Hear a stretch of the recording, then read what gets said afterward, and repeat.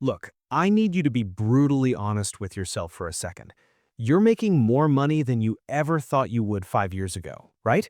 Maybe you cracked that six-figure mark, or you're comfortably sitting at 75, 80K, but here's the thing that's probably eating at you late at night. You still feel broke. And I'm not talking about I can't afford a yacht broke.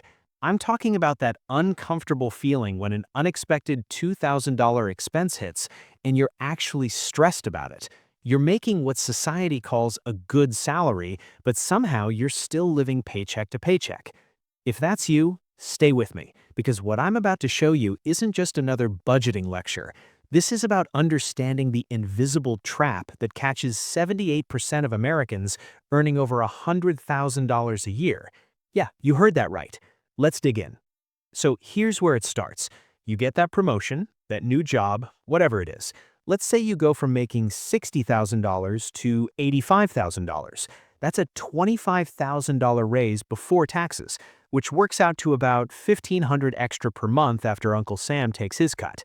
And you think to yourself, finally, I can breathe a little. But here's what actually happens, and this is where it gets interesting. Within 6 months, I want you to really think about this. Within 6 months, that extra $1,500 has completely evaporated, and you can't even really explain where it went. Let me break down the real math, because this is critical. That $1,500 gets absorbed like this. You upgrade your car, not because your old one died, but because, well, you can afford the payments now, right? There goes $450 a month. You move to a nicer apartment or a better neighborhood.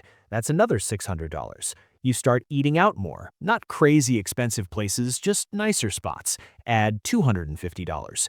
Subscription services you deserve now that you're making more, another $100. Better gym, new wardrobe for the job, random lifestyle upgrades, and boom, it's gone. This phenomenon has a name in behavioral economics: lifestyle creep.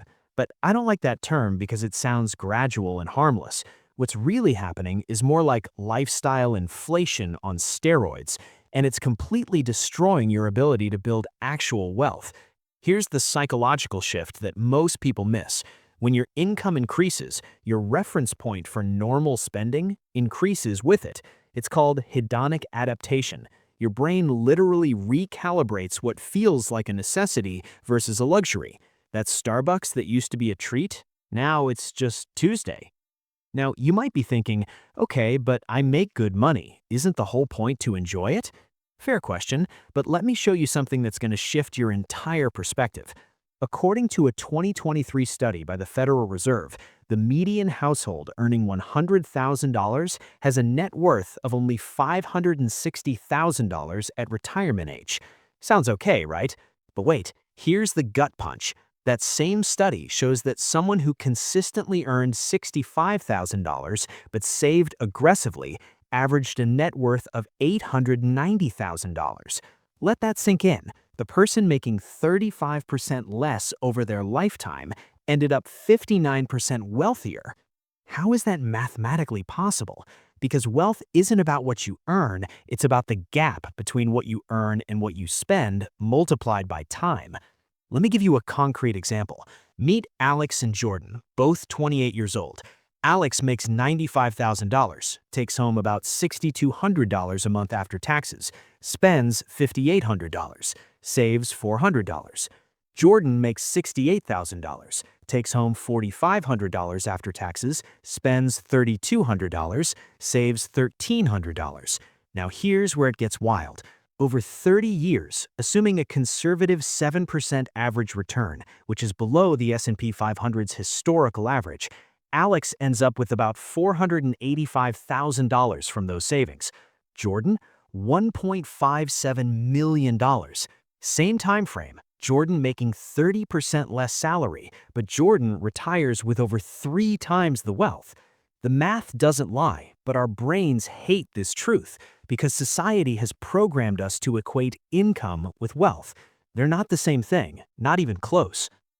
Okay, so here's where most people are actually trapped, and they don't even realize they're in a cage. Your fixed costs, the big ones that don't change month to month, are what I call lifestyle handcuffs. And the cruel irony is that the more you make, the tighter these handcuffs usually get. The average American making $75,000 to $100,000 commits about 65% of their after-tax income to fixed expenses before they buy a single grocery. Let's break that down with real numbers. Say you're making $85,000. You take home roughly $5,300 a month. Rent or mortgage, $1,850. That's actually conservative for most cities. Car payment, $520. Car insurance, $180. Student loans, $380. Health insurance, $250 if your employer doesn't cover it all. Phone, $85. Internet, $70. Streaming services, $65. We're already at $3,400. That's 64% of your take-home, and you haven't even eaten food, put gas in the car, or turned on the lights yet. Now here's the thing most people don't realize. Every single one of these fixed costs is a decision you made or are continuing to make that determines your financial future more than anything else. Because once these are locked in, you're on a hamster wheel. You need that $85,000 just to maintain. You can't take a risk on a business. You can't take a lower-paying job that might lead somewhere better. You can't take 6 months off to retrain in a new field. You're stuck. And what happens when you get a raise? You don't increase your savings. You upgrade the fixed costs. Bigger apartment, nicer car, and the handcuffs get tighter. This is what I call fixed cost prison, and the crazy part is the bars are invisible because they feel like normal life choices. Everyone has a car payment, right? Everyone rents a nice place. Everyone has these expenses, but everyone is also broke. 63% of Americans couldn't cover a $500 emergency without going into debt. Everyone is financially fragile. Now let's talk about the thing nobody wants to admit, but everyone feels. Comparison. Social media has turned financial comparison into a 24/7 psychological assault. Your college roommate just posted about their new Audi. Your coworker is vacationing in Bali. Your cousin bought a house. And here's what your brain does. It's actually not your fault. It's evolutionary biology. You start measuring your worth by these external markers. Psychologists call this social comparison theory, and it's absolutely devastating to wealth building. Because here's what you don't see. Your roommate leased that Audi and is drowning in payments. Your coworker put Bali on a credit card and is paying 23% interest. Your cousin got help from their parents for the down payment and is house poor. But you don't see that part. You just see the highlight reel and feel behind.